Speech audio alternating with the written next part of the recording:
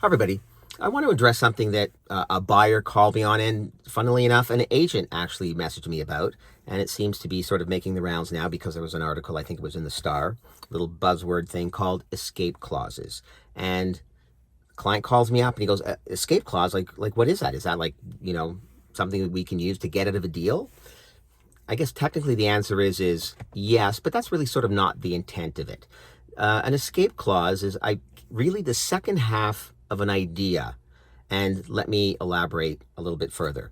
So, and I'm talking residential real estate, and I'm talking typically where it's used. There's, a whole bunch of other ways it could be done, but here's what really goes down. So, the last 20 years or so, or 25 years really, it's been really easy to sell a property. It's been a seller's market. People would buy property and they weren't worried about selling their property. They know it was going to sell. But in a slower market like we're at now, people still need to buy and sell real estate. But as a buyer, you're worried about, I love this house, I want to buy it, but I don't want to be stuck with the house that I live in now and, pay two mortgages, which I can't do. So there is a mechanism, and you can put it in your offer. It's a condition. The first part, it's called the sale of a buyer's property, the sale of a purchaser's property. And the clause reads that, in part, that this offer is conditional upon the buyer selling their property at, you give the address and there's a time limit on it. The parties will negotiate that 30, 60, 90, 45 days, whatever it's going to be. And that's the condition. The escape clause is the second part of that idea.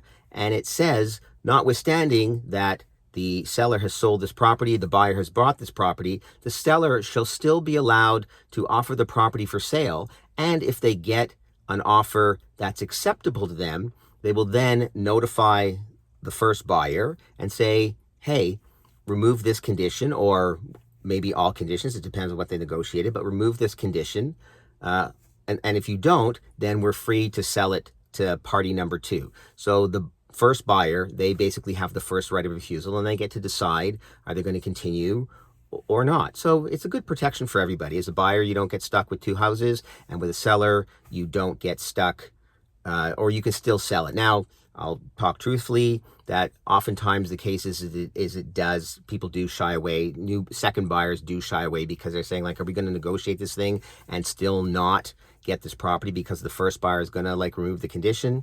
But I guess that's sort of the chance everybody has to take. So that's it in a nutshell. If you want to talk a little bit more about this, I love to talk. I love doing these videos. Like, share, and we'll talk soon.